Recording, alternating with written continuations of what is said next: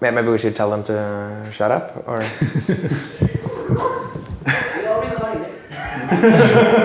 Batman just came through with Bane. Oh, both of them? Okay. But they're gone now. Okay, cool. Batman is gone. Oh, I missed him again. Damn it. Okay. Yeah. I'll just start that again. Yeah.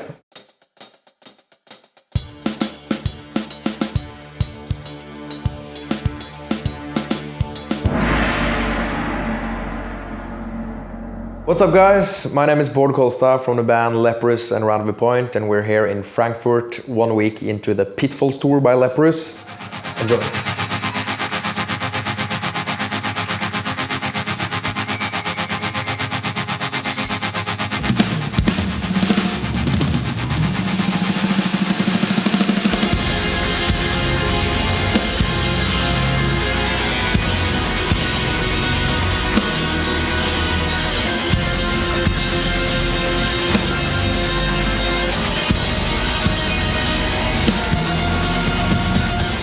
I love to be philosophical about drumming, and then the next second I love to beat the shit out of the heads. So it's emotion, it can release tension, so many facets depending on what character you are. So what is it inside of you that has made you not only choose the instrument, but stick with it?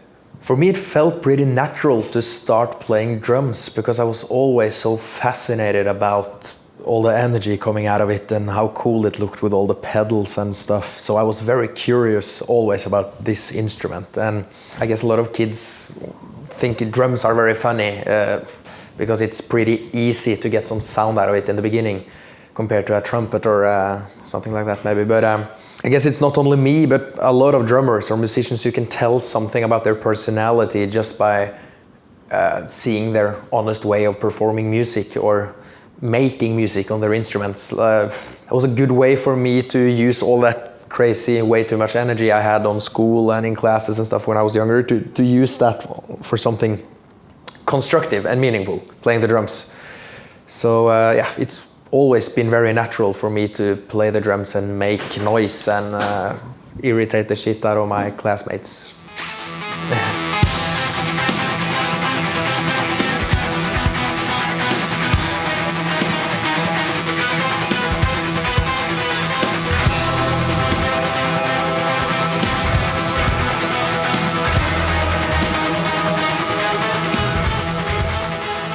From drumming in the streets to being the drummer in a great prog band, as well as a black metal session drummer for several famous acts. For you, it wasn't so much the way of struggling with numerous bands for years, but it must have been more like a fast forward button. What was or is different from what you expect the whole thing to be, where you are now? I mean, for my career, a lot of stuff happened at the same time. I was very clear with myself when I was 13, 14 years old that I want to be a professional drummer. That's the only thing I want to do. But of course I started to play on the streets to gain some money as a summer job. And combined with that, I started to study music. I was very serious about how to become a musician. I had like a rule for myself that I should grab every opportunity, and it's better to regret something you've done than regret something you have not done. So I attended this crazy V-Drums World Championship competition when I was about 20 years old. And that I ended up kind of winning the whole thing. And that for sure boosted the career a little bit. For sure it was way easier to get endorsements, deals and stuff like that. And my drum teacher, drum professor in Norway, he told me, now you actually have to sit down and do business for a week or a month or 2 months before practicing a lot, actually. What did you expect it would be, and what was it in the end? I mean, it's stinky buses, smelly feed, but this is one part. It can be fun if you're that kind of guy who loves adventure and being with the guys. Looking back 10 years and trying to jump into my head at that time and see what I would expect 10 years ahead. I've always had high ambitions, so I have a tendency to not be good enough to live in the moment, like just enjoy where you are. But sometimes I have to like say to myself and also to the band members that shit, like 3 years ago, we didn't play venues like this at all as a headline band. That was kind of out of the question. A band like this, it's not a quick way to success, no matter how what band you are. So I mean, you make albums, you work your ass off making the best you can out of yourself and out of everybody, and you're so proud of it. And maybe the record label maybe doesn't share the same thoughts. Maybe they do, maybe they don't, you never know. And then it's more or less, that's my expectation, that what you do yourself is the thing you have to trust. You cannot just expect that, okay, we made a hit, this should be a hit, this could go on the radio, this is catchy, this could reach more people than only the prog and metal community. You can never expect that something will actually happen, because it's a lot of business involved in the music as well. So the strength in Leprous and the way we have done it the last years is that we have constantly been making albums, very much thanks to Einar, of course, the main songwriter here, and touring so much, and always trying to find ways to play better, to perform better, to have a better show. And it's like we get one fan at a time, like it's not like bing and you have 10,000. So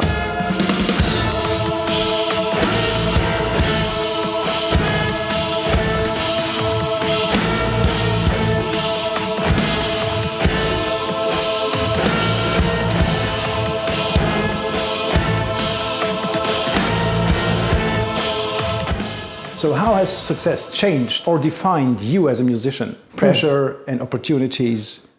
when people call me a very successful drummer and a very successful musician, it's not always that I think about, oh, I'm a very successful dude, because it's been a long time working and focus over a long time.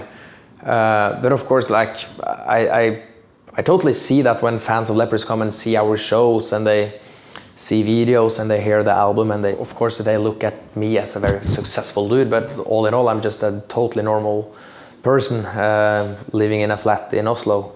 But again, in this sub-genre, the progressive rock metal genre, for sure I have realized in the last years that people know who I am and know the band, for sure. So that's a privilege, and I think it's my job to inspire as much as I can to the kids having their dreams and talents.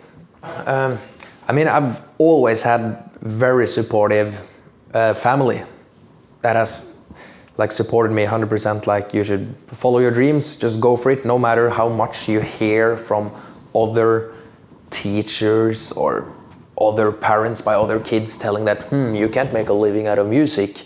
I've heard that a couple of times, and then like my parents were like, of course everything is possible, you shouldn't even care about what other people say.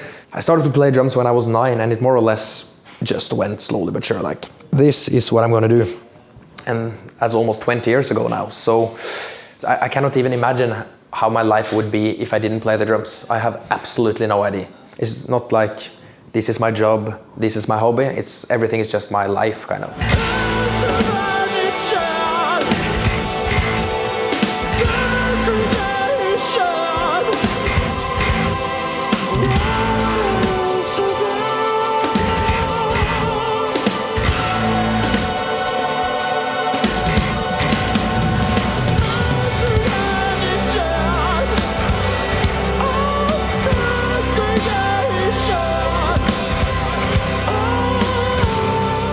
What is the main reason or the main influence for your understanding of percussion as a constant flow, if you have ever thought about it? Oh, I've done a couple of drum solos during my year playing on the streets, and that also ended up being a kind of show act for Norwegian corporate events, just like as a surprise for all these big companies having their parties and stuff.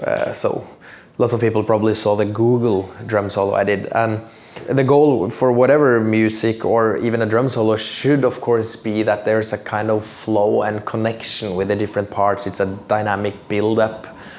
You're telling a story whatsoever. If it's instrumental music, if it's lyrical music, or if it's just a drum solo, you're somehow speaking a language, telling a story, and that should always be the goal. And I'm not saying that I always nail that fully, because sometimes when you have like a 3-minute burnout show-off drum solo in front of normal people, not musicians, it's not always that they appreciate the same way as a musician, maybe a kind of a build-up, long build-up for 10 minutes. You need to be a little bit more prostitute with the playing. That's the way we say it in Norway. I mean, just do what, like, you have the gigs you like, and you have the hooker gigs where you play 30 Creedence songs for drunk people, I mean. I think that's for every kind of business, Yeah, whatever you do. I mean, as a filmmaker, there's the stuff that is fun, and there's the stuff where you don't ask questions. Yeah. You just do. You Yeah. just perform, you close the eyes and hope it's over.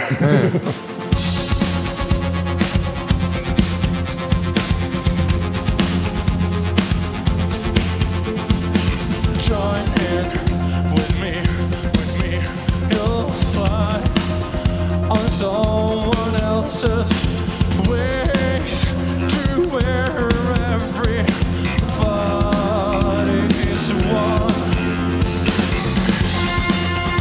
Above the sky, we read it's written black on white. The truth, follow the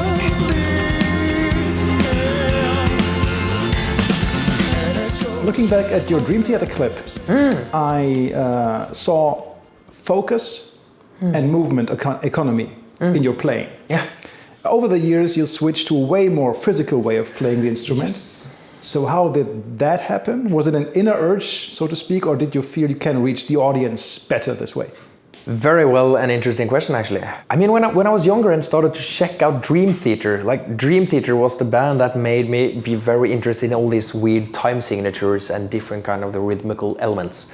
And when I go back and watch the videos from my earliest Dream Theater covers 11, 12 years ago, or even 11 years ago, I'm like shocked on how little feeling and emotion I put in every single hit, because I probably just thought it was all about playing the right stuff, hitting the right orchestration. It didn't matter too much the way you played it, as long as you played it right. And then I kind of started to realize after a little while that it's actually all about the energy. And if my personality with all the HDAD I have cannot put energy into my playing, then no one could be able to it. So let's just nail this. And I watched a very good, more pop, straighter drummer that went on my school. He's a very good, respected freelance drummer in Norway right now, called Anders Langset, and he put so much energy into even just playing Gravity by Jojo Mayer. It was like so much energy in his playing, and of course you saw that he had a lot of energy, but you could also hear it when you closed your eyes. And then I just realized this is the way to go, and everybody should hit it like you mean it. Yeah, I hear you, buddy, because I think it's not that you hit all the right notes if you hit it with the right attitude. You can be sloppy, but if the attitude is right, then the performance is still great. Yeah. Then the energy is there, and maybe, come on, that one cymbal, that one kick drum, so what? That's exactly what it's about there. And especially for a band like Leprous, it's about groove and punch and power, flow.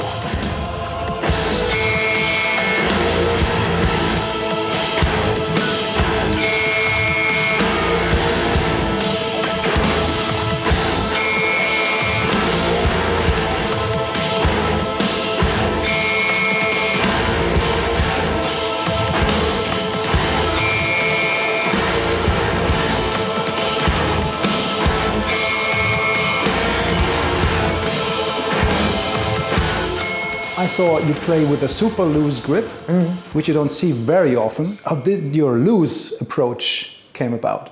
That was one particular dude called Bruce Rasmussen from Norway. Very experienced teacher and professor in southern of Norway. He has educated a lot of very respected good Norwegian drummers. He took his Berkeley methods home. And the thing is, so many drummers hold the drumsticks like very tight.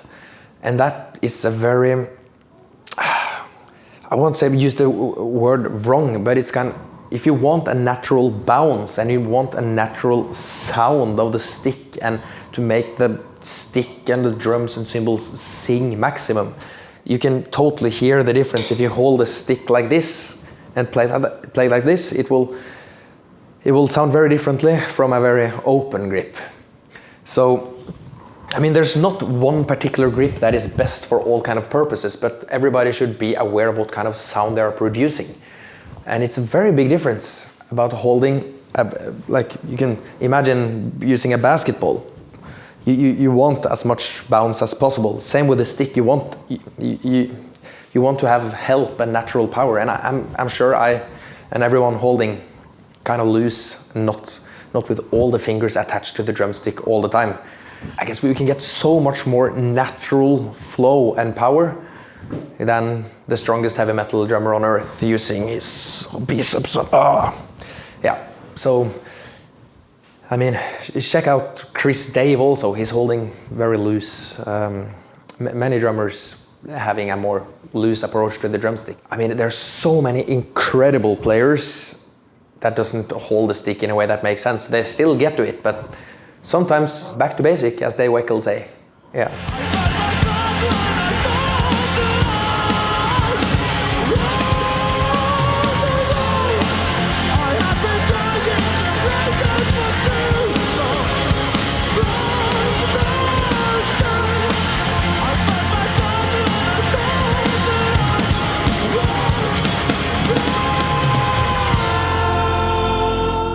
Let's talk about the techniques, because whenever I picked up and developed a different technique, like for instance finger control back in the days, when I was starting, and now is the time for finger control, and suddenly your whole hand feels differently than before.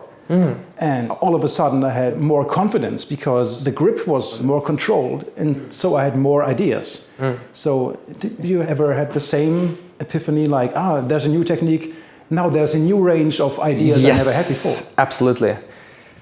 I actually have a very concrete example that I remember very much, that, whoa, this grip actually made a huge difference. It was all based on one of the first drum lessons I had on the University of Agder, the place I studied, with Bruce Rasmussen. And I mean, I had always heard from my previous teachers that I had great technique, and from other drummers, I've always been like a technique kind of dude, having a very good hand-wrist movement and finger control and everything. And I used that typical grip that everybody learns, that you hold the stick in between here and you put your fingers down and you control it, and you use the wrist and you vary a little bit if you use the fingers or not. And we were playing some fatbacks, like, and trying to place the kick in between, like,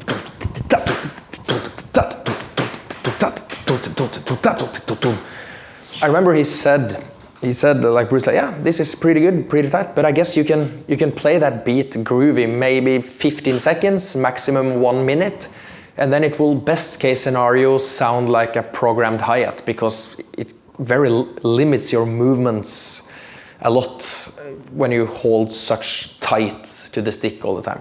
And then we did something similar 2-3 months ago. After working a little bit on this grip, I was very critical to change the grip completely, but without even actually knowing that I had changed the grip slowly but sure. And I played the same, way more loose, bigger stick movements. It was way easier to have an organic approach to it. I remember he just said, the teacher, like, look now compared to 2 months ago. You can play that for 5 minutes and it flows way better. Like, I remember that moment still. And I also think a lot about it when I do stuff like boom, dun, dun, dun, dun, dun, that I use so little power. I have so big dynamic range, like on how far I can go. Hi-hat sound, like open, big. It's such a difference. I cannot even imagine how it is to go back to 100% locked grip again. But of course, I use the locked grip and with the fingers for some purposes as well, like pretty quick and tight, stuff like that. Then maybe I should, but I'm not using the open grip for those purposes. And maybe also some rim shots, very hard rim shots and stuff like that. But maybe it's just a bad habit. Maybe I need to learn to have an open grip of that. Yeah.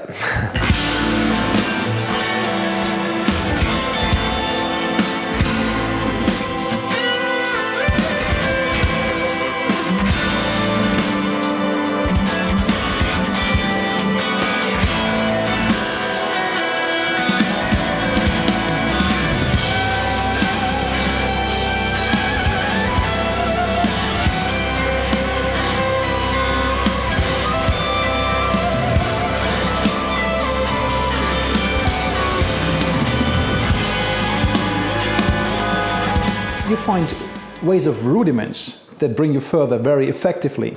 What are the most effective and creative rudiments that help you to get where you are now? Because I mean, I developed rudiments myself because it's about realizing that you have a problem and then you find the right treatment for the issue, the right medicine. And then you can evolve on that because you can make it creative. Now, had you developed stuff yourself or not really? Yeah, I guess I've been more into stickings rather than applying rudiments to the drum kit necessarily. Stickings, like Gary Chaffee methods with sticking patterns. It's somehow a way of very advanced kind of paradiddles. Or not very advanced either actually, but it's some very solid methods you have there on the sticking patterns. But for sure paradiddles and stuff like that you used all the time without even knowing, and a lot of ghost notes variations and also flams. I use a lot of flams, but I'm not playing them very rudimentally normally. In Leprous and stuff, when I do flams, it's like bra, bra, bru instead of fra, fra, fra. Those clean. But I have to think actually, because when I play and I try to make the music on the kit, I'm not thinking now I did that kind of rough or raw kind of stuff. But of course, I wouldn't have the same playing style I have today if I didn't know how to do paradiddles, flams, or double strokes even. So of course, rudiments are somehow building up your repertoire.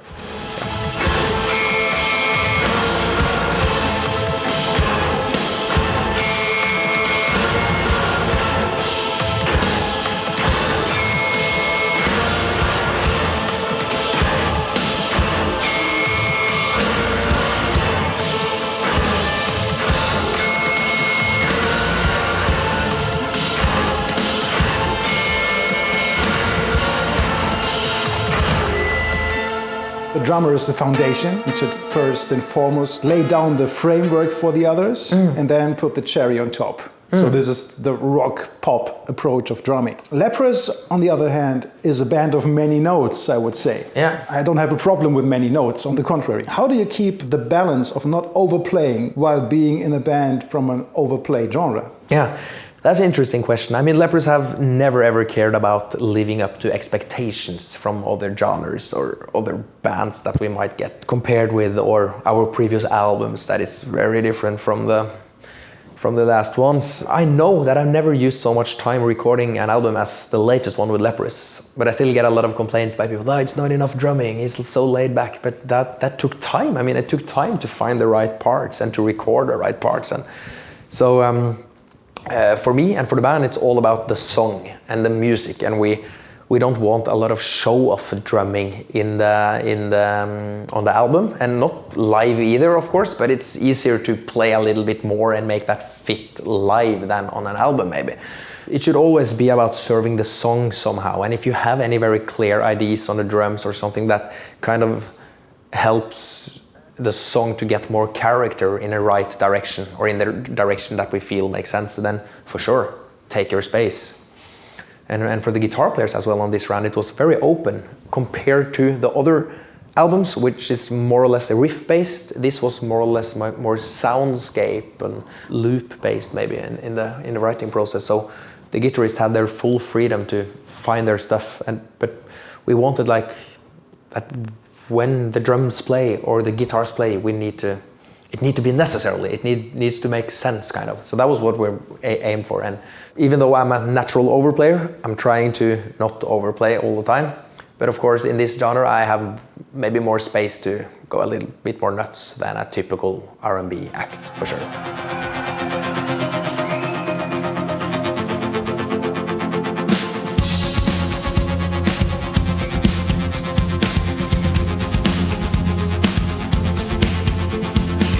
Join in with me, you'll fly on someone else's wings to where everybody is one.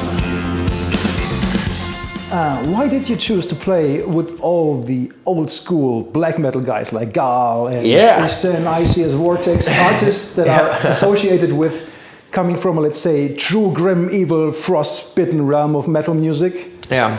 And not so much the clean and softy, the Dream Theater-like thing. Yeah. So how do you fit in there with no such roots of yourself whatsoever? Sometimes, Or have you burned a church or something like that? No.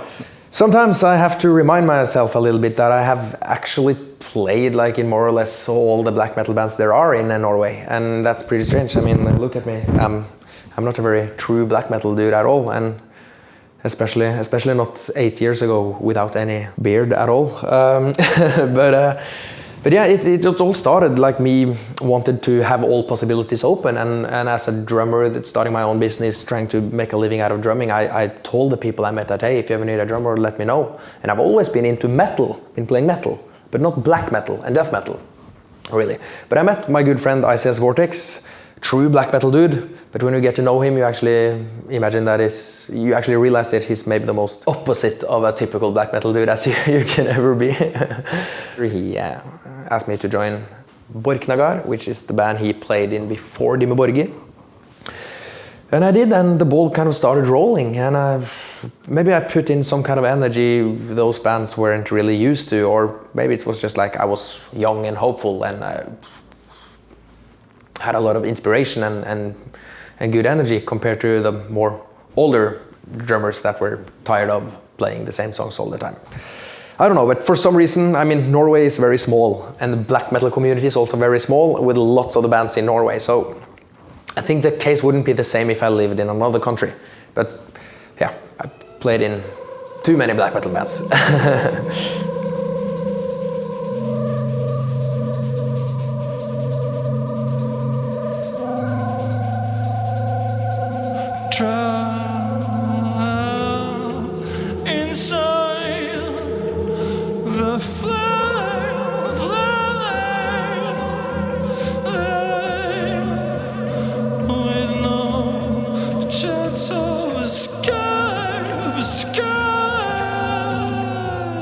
What about happiness?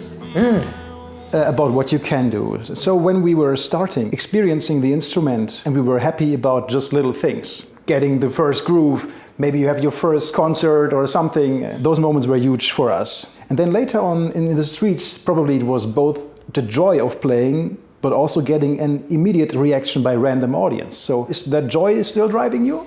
It's very true.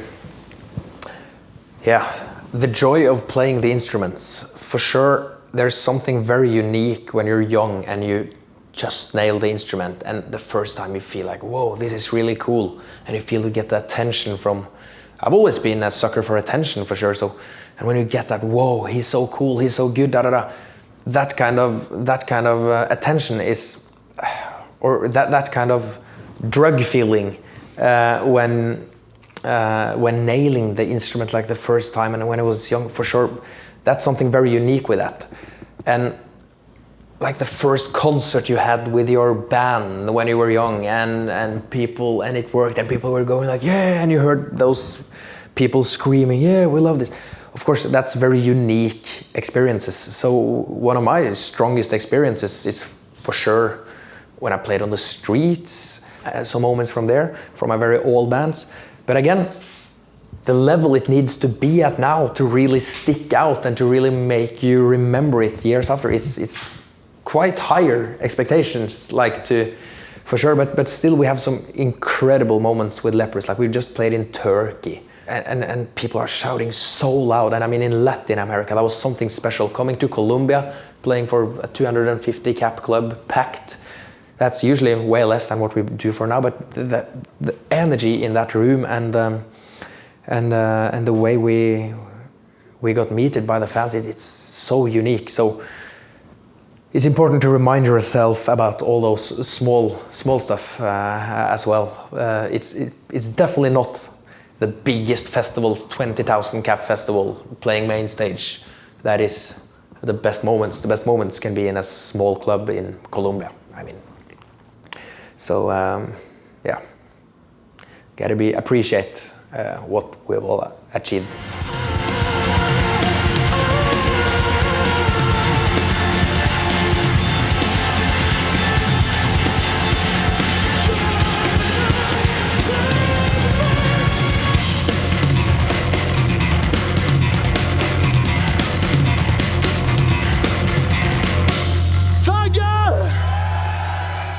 Thank you so much for watching this episode of Drum Talk, and thanks for listening to my useless and useful, hopefully, stuff that I said. Keep on believing in yourself and follow me further on my career through my social medias.